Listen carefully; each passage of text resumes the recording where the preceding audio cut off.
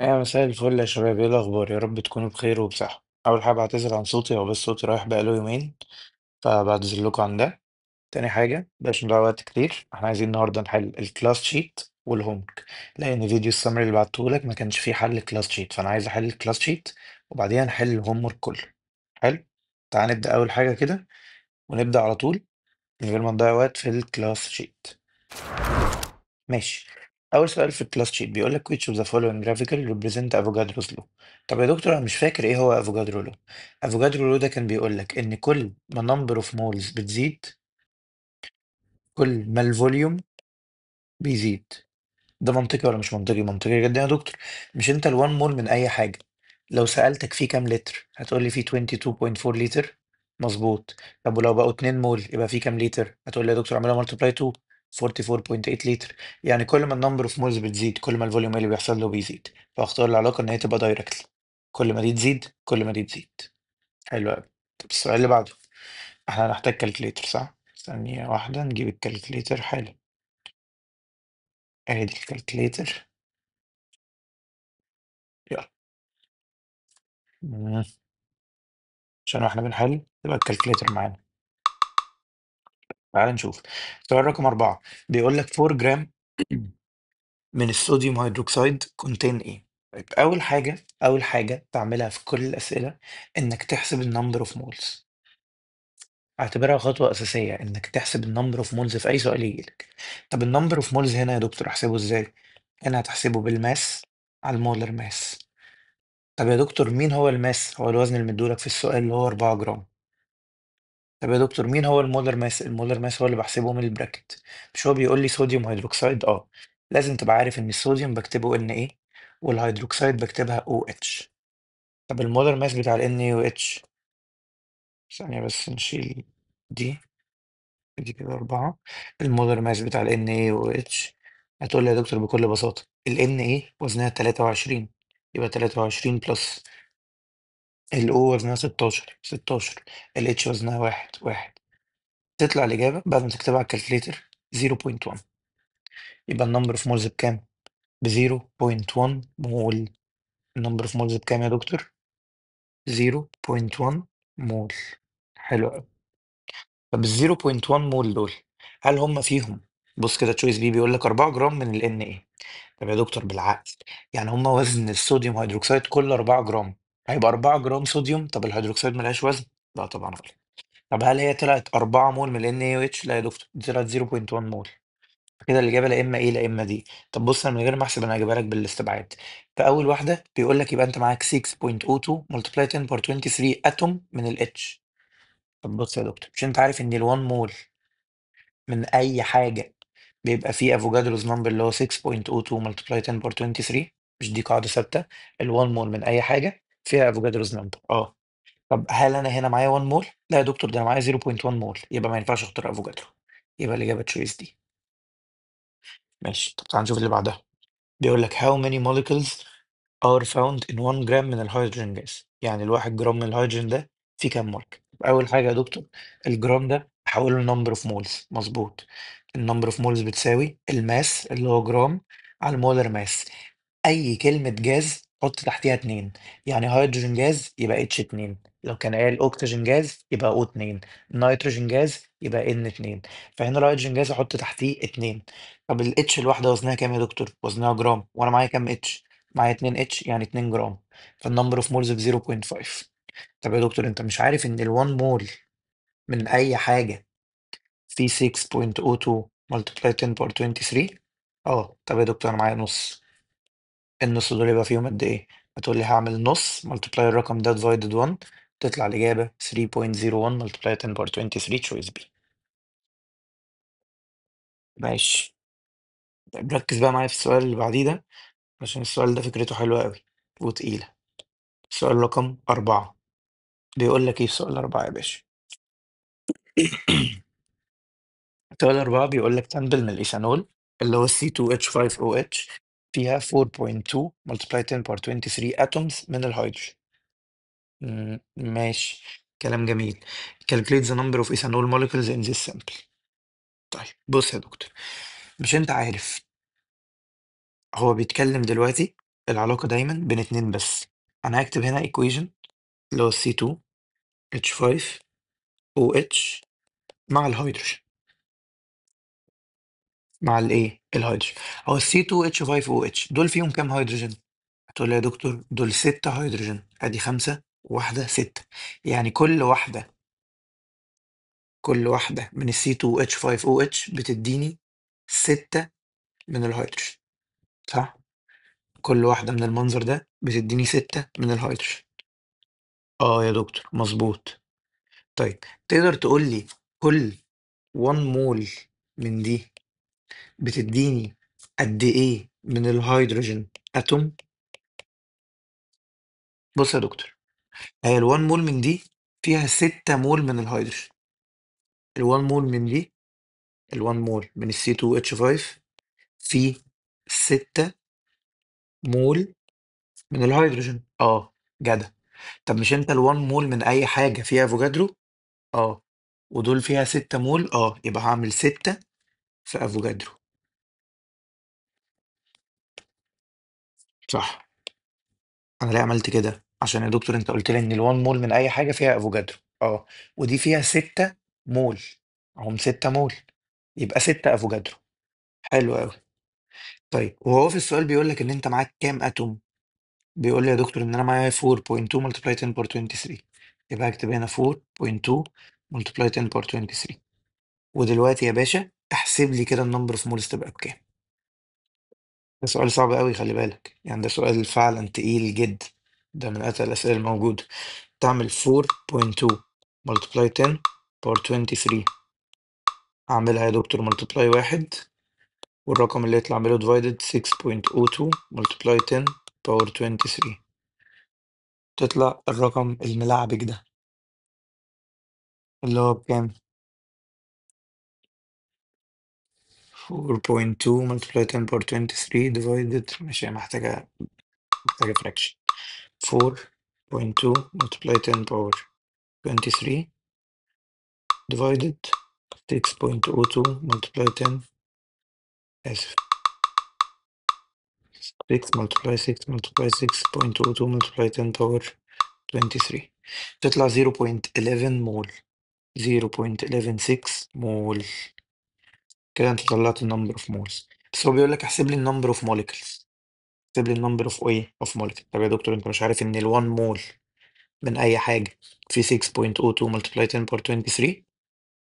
طب انا مش معايا 1 مول، انا معايا 0.116. 0.116 فيها كام؟ تعمل يا باشا كروس مالتيبليكيشن، تطلع الاجابه 6.9832 multiply 10 power 22. السؤال ده مسموح لأي حد، مسموح لأي حد أيا كان هو مين، يبعتهولي أو يكلمني في التليفون أشرحه له تاني، لأن ده سؤال تقيل. ولما معنى إن أنا قلت لك كده فأنا عامل حسابي إنك ممكن ما تفهموش من الفيديو أصلا. حلو. فكلمني أشرحه لك أحسن فيس تو فيس. ماشي اللي بعده. تعال نشوف السؤال اللي بعده، سؤال رقم 5. ماشي. سؤال 5 بيقول لك substance A بيعمل reaction مع substance B according للإيكويشن اللي قدامك دي، إن كل 3 من A حط عليهم واحدة B يدوني واحدة من C زائد D. What is the limiting reactant of the reaction of 2 mole of 1A with 1 mole of B؟ يعني بيقول لك إن ده الرياكشن الطبيعي. الطبيعي يا دكتور هو بيتكلم عن A و B، فأنا هركز على ال A وال B بس. الطبيعي إن كل 3 من A بيحتاجوا واحدة من B. دكتور أنت عرفت منين ده هو الطبيعي؟ لأن هو مديك الإيكويشن دي. حلو. وبعدين بيقول لك انا هديك من A 2 وهديك من B واحدة. طب هو لما يديني من B واحدة كده B أثرت معايا في حاجة؟ لا يا دكتور. طب لما يديني من A 2 كده يا دكتور ال A هتخلص الأول. جدع. يبقى طول ما ال A هتخلص الأول يبقى مين limiting reactant؟ مين اللي بيتحكم في الرياكشن؟ هتقول لي ال A. بس كده. طيب السؤال اللي تحتيه بيسألك عن الديفينيشن، بيشوفك انت فاهم الديفينيشن ولا لا. بيقول لك يعني ايه limiting reactant؟ الإجابة تبقى تشويس دي.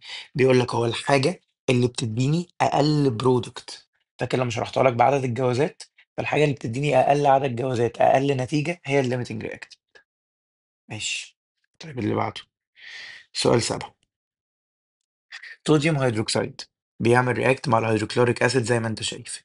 how many ions are produced from the reaction of 0.1 mol من ال NaOH و 0.1 مول من ال HCl. ماشي. بص يا دكتور، انا شايف هنا الرياكشن ان هو واحده من ال NaOH مع واحده من ال HCl طلعت لي واحده من ال NaCl مع واحده من ال H2O. مظبوط. وهو يا دكتور بيقول لي ان انا بدل ما احط واحده، لا انا احط 0.1 مع 0.1. يبقى اكيد هتطلع لي يا دكتور 0.1 مع 0.1. عرفت منين يا دكتور؟ مش أنا لما حطيت واحده وواحده طلعت لي واحده وواحده، يبقى لما احط 0.1 مع 0.1 هتطلع لي 0.1 مع 0.1. ماشي. فانا كده البرودكت اللي معايا هو 0.1 من ال NaCl و 0.1 من ال H2O. مظبوط. هو بيسألك عن عدد الايه؟ الاينز. عارف يعني ايه الاينز؟ الاينز في ال NaCl يعني ال Na لوحدها وال Cl لوحدها. ماشي. والاينز في ال H2O يعني الاتشات لوحدها، او مش الاتشات، OH لوحدها و OH لوحدها. ده معنى كلمة اينز، انك تفككها لاينز. ماشي. او حتة التفكك لاينز، السؤال ده انا جايبه لك من كتاب التفوق اولى ثانوي. حلو. ليه؟ لان ده كان سؤالهم في اولى ثانوي، فكانوا واخدين حته الاينز دي. بس انت ما اظنش ان انت هتفهمها قوي لان هي اتشالت من عليك حته الايونيك ايكوريبيوم دي. بس حاول تفهمها معايا، لو ما جمعتش مش مشكله، مش محتاجها قوي. حلو. دلوقتي يا دكتور انا عندي كام اين؟ هتقول لي واحد، اتنين، تلاته، اربعه. يعني معايا 0.4 اينز. اه. ماشي. او 0.4 مول من الاينز، معايا 0.4 مول. طب يا دكتور، هو انت مش عارف ان ال1 مول من اي حاجه فيها افوجادرو 6.02 ملتبلاي 10 باور 23؟ عارف. يبقى ال 0.4 فيهم كام؟ بس كده، بس كده. طيب لو ما فهمتهاش مش مشكله، لان حته الاينز دي صراحه هي مش موجوده عليك. طب يا دكتور، طول ما هي مش موجوده عليا انت ليه حاططها وقرفني تحسبا؟ انا بحط لك اصعب الحاجات في الواجب علشان تبقى انت مستريح بعدين، وصدقني هتبقى مستريح بعدين. 0.4 multiply 6.02 multiply 10 power 23 تطلع الإجابة كده 2.408 multiply 10 power 23. 2.408 multiply 10 power 23 اللي هي choice كام؟ choice B. حلو. choice B 2.408 multiply 10 power 23 choice B. ماشي. اللي بعده. السؤال اللي بعده. حتة الفوسفور دي فعلا ملغية عليك. الفوسفور فيبر يعني B4. هتقول لي اعرف منين؟ هقول لك هي دي الحتة الملغية، مش موجودة عليك السنة دي، لأن زي ما انت عارف هو ضم لك المناهجين على بعض، ففي حاجات كتير اتشالت من المناهج، فدي سيبك منها. ماشي. نشوف السؤال اللي بعده. افوجادروز نمبر سيمبل از Na. يعني بيقول لك ال Na ده هو عدد افوجادرو، يعني ال Na دي بتساوي 6.02 multiply 10 power 23. حلو. How many oxygen atoms are found in 49 جرام of sulfuric acid؟ ماشي. أول حاجة يا دكتور هحولها لنمبر اوف مولز. صح؟ صح. هحولها ازاي لنمبر اوف مولز؟ النمبر اوف مولز بتساوي الماس على المولر ماس. ماشي. الوزن بكام؟ ب49. طب المولر ماس يا دكتور، أول حاجة هكتب السلفوريك أسيد اللي هو H2SO4، وأبدأ إن أنا أحسب المولر ماس بتاعه. الهيدروجين يا دكتور ب2 جرام، زائد السلفر يا دكتور ب32 أهي، زائد الأكسجين يا دكتور 16 في 4. تكتب دي كلها على الكالكليتر وتحسبها. تمسك كالكليتر تكتب 49 أوفر 2 زائد 32 زائد 16 في 4، تقفل براكت تطلع الإجابة نص، 0.5 مول. طيب تطلع الإجابة كام؟ 0.5 مول. طب أنا لو سألتك نص 0.5 مول من ال H2SO4 في كام أكسجين؟ هتقول لي اشمعنى؟ هقول لك عشان هو بيسأل هاو ماني أكسجين، فالنص ده في كام وحدة أكسجين؟ تقول لي يا دكتور أنا كده هشطب على كل حاجة إلا الأكسجين. اه. فيتبقى لك نص في O4، يعني كأني يا دكتور بالظبط بقول لك إن أنا معايا 2 أكسجين. مظبوط. معاك 2 أكسجين. طيب مش هو يا دكتور الواحدة مول من أي حاجة فيها افوجادرو اللي هو 6.02 multiplied 10 باور 23؟ يبقى الاتنين تبقى فيها كام؟ هتقول لي يا دكتور كده 2 افوجادرو. صح. طب انا بقول لك شيل افوجادرو وبدلها بان ايه. ماشي يا دكتور، يعني الاجابه 2 ان ايه، اللي هي 2 ايه افوجادرو. ماشي. تعالى نشوف السؤال اللي بعده. فيديو الهوم ورك ده هيطول معانا شويه عشان الهوم ورك تقيل، بس معلش. بيقول لك الزنك بيعمل رياكت مع الهيدروكلوريك اسيد زي ما انت شايف. زنك زائد 2 HCl يديني ZnCl2 زائد H2. What is the volume of hydrogen gas which is produced from adding molecules of zinc to excess of the acid؟ حلو قوي. ماشي يا دكتور، انا اول حاجه هكتب الايكويشن. زنك زائد 2 HCl تديني ZnCl2 زائد H2. ماشي. ويا دكتور بعد ما اكتب الايكويشن انا عارف ان العلاقه دايما بين اتنين بس، هيسالني عن واحد ويديني معلومه عن التاني. صح. هو بيسالك عن مين؟ وات از ذا فوليوم اوف هيدروجين جاز، بيسالني عن الهيدروجين جاز يا دكتور. يبقى الهيدروجين جاز هو اول واحد معايا في العلاقه. ومديني معلومه 12.04 موليكول من الزنك، بيديني معلومه عن الزنك يا دكتور. الباقيين كانك مش شايفه. الباقيين كانك ايه؟ مش شايفه. فده المنظر النهائي، ان انا هعمل ريليشن ما بين الزنك والاتش 2. حلو. تحت الحاجة اللي هو بيسألك عنها حط ايه؟ حط اكس. وتحت الحاجة اللي هو مديها لك حط النمبر اوف مولز. هتقول لي يا دكتور ده مش مديني النمبر اوف مولز، ده مديني النمبر اوف موليكولز. طب مش انت عارف ان ال1 مول من اي حاجة فيها افوجادرو اللي هو 6.02 multiply 10 باور 23؟ يا دكتور. طب هو بيقول لك ان انت مش معاك 6.02، هو مدي لك ده. فهتيجي هنا تكتبها تحت افوجادرو 12.04 multiply 10 باور 23. تقدر تقول لي المنظر ده فيه كام مول؟ ازاي يا دكتور؟ مش ال1 مول يا ابني من اي حاجه فيها افوجادرو؟ تبقى الرقم ده 2 من افوجادرو، يبقى الرقم ده 2 مول. بس كده بس كده. يبقى دلوقتي احط هنا 2 واعمل كروس مالتيبليكيشن. في هنا واحد انت مش شايفه وفي هنا واحد انت مش شايفه عشان مش بيكتبوه. تقدر تقول لي كده لو ال1 مول من الزنك بيديك 1 مول من الاتش 2، يبقى ال 2 مول من الزنك يدوا لك كام مول من الاتش 2؟ هتقول لي يا دكتور هيدوني 2 برضه. جدع. هو بقى عايز الإجابة بالليتر. طب مش أنت عارف إن ال1 مول من أي حاجة فيه كام لتر؟ 22.4. وأنا معايا 2 مول يا دكتور. أوبا يبقى 44.8. فالإجابة هنا تشويس دي. طبعا سؤال دخل لك المنهج كله في بعضه في سؤال واحد. أنا مش بجيب لك أسئلة سهلة، أعلمك ليه أسئلة سهلة. عامة أنت لو رحت، يعني في مدرسين كتير في أي مادة، لو لقيت المدرس مديك واجب أنت عارف تحل الواجب كله مش واقف معاك ولا سؤال، سيبه. أيا كانت إيه مادته، تسيبه ليه؟ هو كده بيمرنك على أسئلة سهلة. هتخش في الامتحان آخر السنة هتتعجن. هتتعجن. أمال أعمل إيه يا دكتور؟ لازم تحل أسئلة صعبة. هل ده الطبيعي؟ الطبيعي إنك تحل أسئلة صعبة. ما لو جبت لك سؤال سهل ما أنا عارف إنك هتجاوبه. استفدت إيه أنت لما أجيب لك سؤال أنت عارف إجابته؟ لازم الأسئلة كلها تبقى مش عارف إجابتها. طب يا دكتور ما أنا بحبط. أنت لو بتحبط تبقى عبيط. ما أنا بنزل لك الفيديو وبقول لك إن الأسئلة صعبة. إيه اللي يحبطك؟ أنت تتبسط بقى لما تروح تحل أي كتاب خارجي أو تحل ملزمة أي مدرس تاني أو تحل امتحان تلاقي الدنيا سهلة. ماشي. تعال نشوف اللي بعده. How many sodium atoms موجودين في 2 مول من المنظر ده؟ بيقول لك إن أنت معاك 2 من ال Na4 FeCN6. واحدة واحدة. مش هو يا دكتور بيسأل عن الصوديوم؟ يبقى أنا هشطب على كل حاجة إلا الصوديوم. أنا معايا 2 من ال Na4، يعني يا دكتور كأني بقول لك معايا 8 صوديوم. كأني يا دكتور بقول لك معايا كام؟ 8 صوديوم.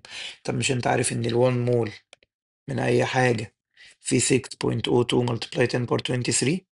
يبقى التمانية فيهم كام؟ تقول لي سهلة يا دكتور. أعمل 8 multiply 6.02 multiply 10 باور 23 يطلع الرقم 48. تشويس دي سهلة وبسيطة. ماشي. تعال نشوف السؤال اللي بعده. معلش اعذروني تاني على صوتي، أنا بس تعبان جدا.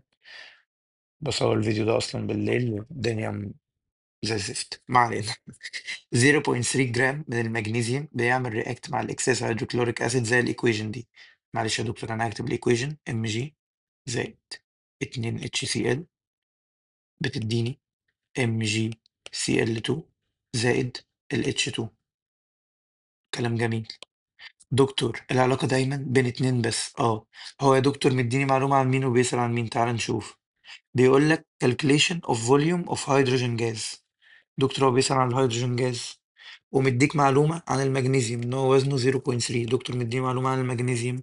اي حاجة تانية اشطب عليها كأني مش شايفها. العلاقة كده يا دكتور ما بين الاتنين دول بس. العلاقة كده يا دكتور ما بين ايه؟ الاتنين دول بس. حلو. اسألك سؤال. مش كل واحدة من المغنيسيوم بتدي لك واحدة من ال H2؟ طب انا معايا قد ايه من المغنيسيوم؟ هتقول لي يا دكتور ده مديني وزن. اقول لك يا حبيب قلبي حولها. مش انت عارف ان النمبر اوف مولز بتساوي الماس على المولر ماس؟ طيب. فاعمل زيرو. طب اقول لك على حاجة. انا هحلها لك من غير ما احولها. ايه؟ هتحلها لي من غير ما تحولها؟ ازاي؟ بص. مش انت الواحدة من هنا بتدي لك واحدة من هنا؟ اه. لا معلش، دي لازم تحولها. دي لازم تحولها. طيب. احولها ازاي يا دكتور؟ أو اقول لك تحولها ولا ما تحولها؟ ماشي، ممكن تحول من غير ما تحولها، بس تعال نحولها اسهل. مش النمبر اوف مولز بتساوي الماس على المولر ماس؟ الماس بكام؟ 0.3. المولر ماس بكام؟ 24. تطلع النمبر اوف مولز بكام؟ تعالى نحسب. 0.3 على 24. تطلع يا دكتور ب0.0125. يبقى هنا 0.0125 أكيد هتديك 0.0125. اه. ماشي. طب هو ال0.0125 دول يا دكتور كام لتر؟ مش انت عارف ان ال1 مول من اي حاجة بيديلك 22.4 لتر؟ اه. يبقى ال0.0125 هيديلك كام؟ سهل. تقول لي يا دكتور اعمل 0.0125 ملتبلاي 22.4، تطلع الإجابة 0.8 لتر. طب يا دكتور مفيش 0.8 في الاختيارات، يبقى هتعمل ايه؟ هتجرب الاختيارات لحد ما واحدة تطلع لك 0.8. تجرب الاختيارات لحد ما واحدة تطلع لك ايه؟ 0.8. طب تعالى نجرب تشويس بي. ايه ده؟ الاختيارات كلها منقولة هي ولا ايه؟ لا، في اختلافات. ماشي. بس هو بي ودي هم تعالى نجربه. انا يا دكتور لما اعمل 0.3 multiply 24 تبقى 7.2 divided multiply آسف 22.4 divided 24 تطلع 0.28 يا دكتور. طيب مش انت اصلا بتدور على 0.28؟ ودي طلعت لك 0.28. يبقى هي الإجابة. بس. بس هو ايه، هو بيقول لك اختاري الماثيماتيكال ريليشن. ما علينا منه، انا طلعت الإجابة وبعد ما طلعتها شفت مين من الاختيارات اداني نفس الإجابة. طيب. سؤال ال 13 بيقول لك 3 سامبل من different gas، يعني 3 سامبل من جازز مختلفة at the same condition of temperature and pressure. 5 جرام من النين، 2 جرام من الهيدروجين، 22 جرام من الكربون دايوكسيد. which of the following represents the correct relation؟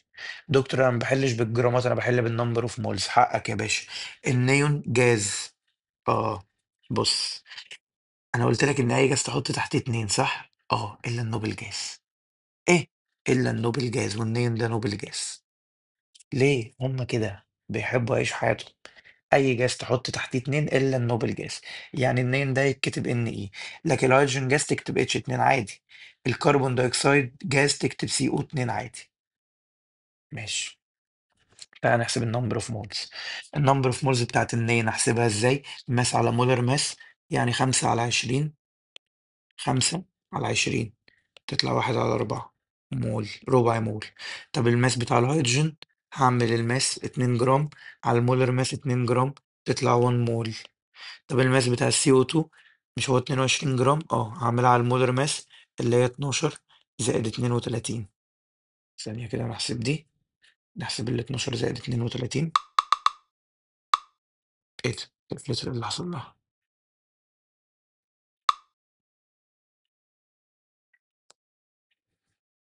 بترجعوها ازاي؟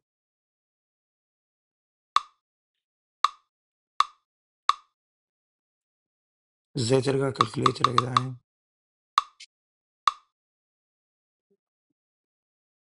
طب ثانية فول سكرين سلايد اوفر، بس رجعت كالكوليتر الحمد لله. ماشي. احنا قلنا عايزين نحسب ايه؟ 22 على 12 زائد 32 اللي هو المولر ماس. طلعت بنص. طلعت بإيه؟ بنص. يبقى كده يا باشا فوليوم بتاع رقم واحد أكيد أكبر من الفوليوم بتاع رقم اتنين. ليه؟ يا حبيب قلبي بص، أو الفوليوم بتاع رقم لا معلش، واحد دي النيون. النيون دي أصغر حاجة، بعديها رقم اتنين، بعديها رقم تلاتة. يعني تلاتة أكبر وزن. فين الإجابة اللي بتقول لي إن تلاتة أكبر وزن؟ تشويس سي اخترتها. ماشي. بأكد عليك تاني، أي سؤال أنت مش فاهمه أنا ممكن أبقى في الفيديو بعدي الأسئلة على طول. ليه؟ عشان مش عايز وقت الفيديو يطول مني. بس أي سؤال أنت مش فاهمه ابعت لي يا حبيب قلبي، ابعت للأسيستنت، أنا معاك على الجروب، مش تحتاج تبعت للأسيستنت، ابعت لي أنا. طيب. What is the mass of one molecule من البروبانول؟ الواحدة بروبانول وزنها كام؟ طب أسألك سؤال، هو البروبانول ده مش الوان مول من البروبانول في كام موليكول؟ إيه؟ الوان مول من البروبانول السي 3 اتش 7 او اتش في كام موليكول؟ تقول لي يا دكتور في 6.02 multiply 10 باور 23 موليكول. خلي بالك انا قلت موليكول، ما قلتش اتوم. طب لو سألتك في كام اتوم، تعد الاتومز. اعد الاتومز ازاي؟ يعني 3 كربون، 7 هيدروجين، واحدة او واحدة اتش، تعملهم كلهم 3 و7 10 و2 12، فتعمل الرقم ده في 12 لو سألتك عن عدد مين الاتومز. لكن انا سألتك عن عدد الموليكولز فيطلع افوجادرو عادي. اه. طب يعني ال1 مول في العدد ده من الموليكولز؟ يا دكتور. طيب انا عايز اعرف وزن الموليكيولية الواحدة. عايز تعرف وزن الموليكيولية الواحدة؟ طيب تعال نشيل ال1 مول ونبدلها بالمولر ماس. يعني اعمل ايه؟ يعني اعمل 12 في 3. 12 الكربونايه دول 3 كربون في 12 زائد دول 8 اتش يعني زائد 8، ودول أهية واحدة زائد 16. 12 في 3 زائد 8 زائد 16. 12 في 3 زائد 8 زائد 16 يطلع 60. يطلع وزنهم كام؟ 60. مش ال1 مول، انا من حقي اشيل ال1 مول وابدله بالمولر ماس عادي. فانا ممكن اكتب لك ان ال60 فيهم العدد ده من الموليكيولز، وانت عايز وزن الموليكيول الواحده. اعمل كروس مالتيبليكيشن بسيطه يا دكتور. يبقى هعمل 60 ديفايدد افوجادرو 6.02 ملتبلاي 10 باور 23 تطلع 9.97 ملتبلاي 10 باور 23 جرام. يعني 14 اجابته ايه. حلو.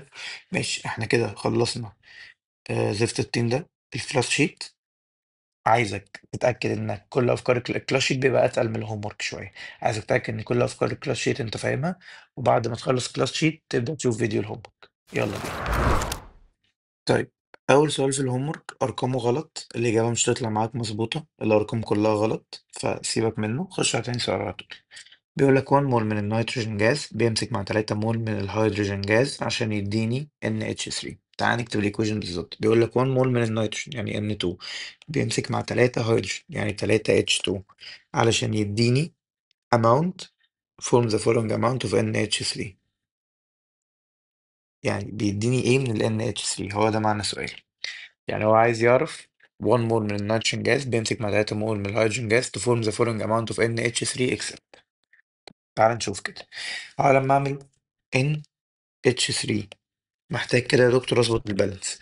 انا مدخل كام ان؟ مدخل هنا اتنين، خرج واحدة فاحط هنا اتنين. طب كده مدخل كام اتش؟ مدخل يا دكتور 6 اتش، خرج 6 اتش، كده البالانس مظبوط. يبقى هي بتديني 2 مول مظبوط، دي صح.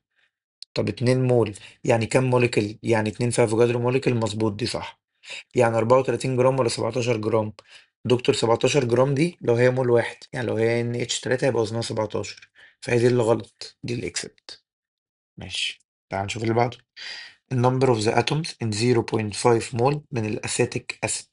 عدد الأتومز من 0.5 مول من مين؟ من الأسيتيك أسيد. طب تعالى نكتب الأسيتيك أسيد. CH3 COOH. دي فيها كام أتوم؟ واحد، اتنين، تلاتة، أربعة، خمسة، ستة، سبعة، تمانية. 8 أتوم. يعني 8 يا دكتور في افوجادرو. اه. بس ده لو 1 مول، لكن انا هنا بقول لك نص مول، يبقى سهل، يبقى نص يا دكتور في 8 في افوجادرو. نص في 8 في افوجادرو يعني 4 افوجادرو. يبقى الاجابه 4 افوجادرو. تاني يا دكتور معلش، انا عديت عدد الاتومز طلعوا 8 اتوم، يبقى ال1 مول منه فيه 8 اتوم. يعني يا دكتور كانه فيه 8 افوجادرو. حلو، بس انا مش عايز 1 مول، انا عايز نص، يبقى يا دكتور 4 افوجادرو. طب يا دكتور، هو مش المفروض ان ال1 مول من اي حاجه فيها افوجادرو واحد؟ ده لو كان بيسأل عن عدد الموليكولز كانت تبقى افوجادرو واحد، لكن عدد الاتومز بتعد الاتومز. طيب، سؤال رقم 4. ال1 مول من الهيدروجين جاز contain each of the following except. الهيدروجين جاز اللي هو ال H2، ال1 مول منه بيبقى فيه عدد افوجادرو، صح. بيبقى فيه 2 جرام، ما هي ال H الواحده بجرام، صح. بيبقى فيه اتنين، يعني 12.04، دي اللي هي 2 افوجادرو، دي اللي هي 2 افوجادرو من الهيدروجين اتوم. يا دكتور، ما هو الهيدروجين جاز 2 هيدروجين اتوم، يبقى 2 افوجادرو، صح. لكن 1 جرام دي هي اللي غلط، دي هي اللي اكسبت. لان الهيدروجين الواحده، الاتش الواحده اصلا وزنها 1 جرام، فما ينفعش اقول ان انا ال1 مول يبقى وزنه ايه، يبقى وزنه 1 جرام. حلو.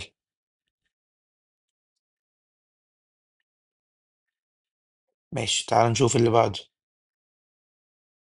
السؤال اللي بعده بيقول لك ايه. A sample of oxygen gas وزنها 32 جرام. يعني معايا سامبل من الاكسجين جاز وزنها 32 جرام، contains ايه، يبقى فيها ايه؟ طب تعالى كده نشوف. انا لو معايا 32 جرام اكسجين، تقدر تقول لي دول كام مول؟ يا دكتور، النمبر اوف مولز بتساوي الماس على المولر ماس. الوزن 32. ما تقوليش ان وزن الاكسجين 16. ليه يا دكتور؟ ما هو كده 16. حبيبي مش قال لك اكسجين جاز؟ يبقى O2. يبقى المولر ماس ب 32 برضه، 16 زائد 16. يبقى انا كده معايا 1 مول من الاكسجين.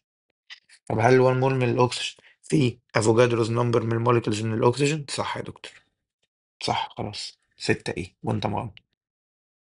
6 ايه.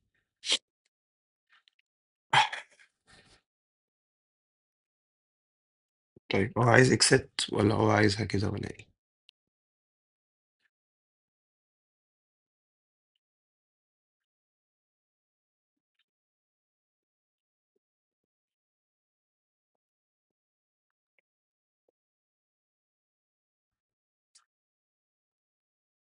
معلش، هنا بس هتعدل كلمة موليكول دي، هتخليها اتوم.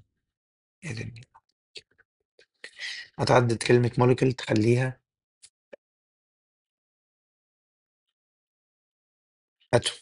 فلما تخلي دي اتوم هيبقى تشويس ايه غلط، لان هي المفروض تبقى موليكول. واكيد بي غلط، لان احنا حسبنا عدد الموليكول. طب بيقول لك ده نفس عدد الاكسجين اتوم الموجودين في 18 جرام من المية. الموجودين في قد ايه يا دكتور؟ 18 جرام من المية. طب معلش، هو ال 18 جرام من المية ده قد ايه يعني؟ يا عم تعالى نشوف. 18 جرام من المية، مش هي المية H2O؟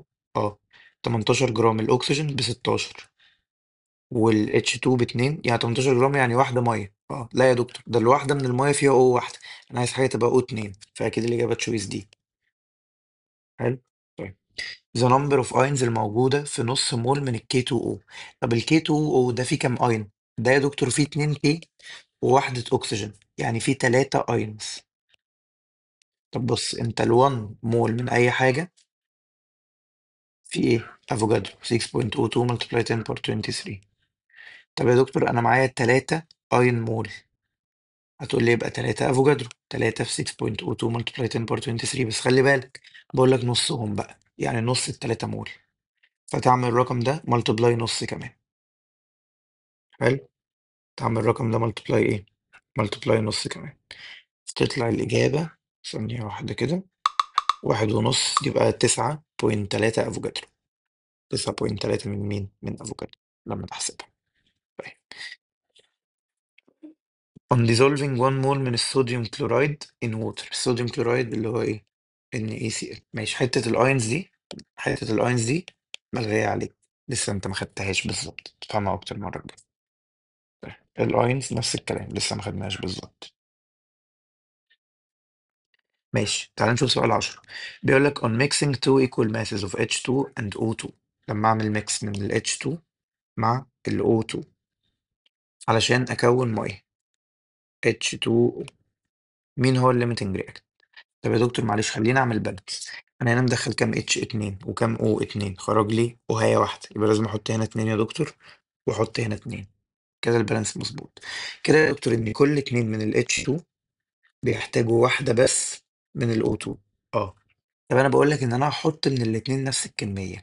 يعني لو حطيت 2 اتش احط 2 او، لو حطيت واحده اتش احط واحده او. كده مين اللي يخلص الاول؟ تقول لي بص يا دكتور، مش انت كل اتنين اتش بيحتاجوا واحدة او؟ اه. وانت هتحط واحدة اتش مع واحدة او؟ اه. لما كده الاتشات هتخلص والاو هتفضل متبقية بالظبط، يبقى مين الليميتنج رياكتنت؟ الاتش يا دكتور. يبقى الاتش بس هي الليميتنج رياكتنت. حلو. يبقى الاتش بس هي الايه؟ الليميتنج رياكتنت.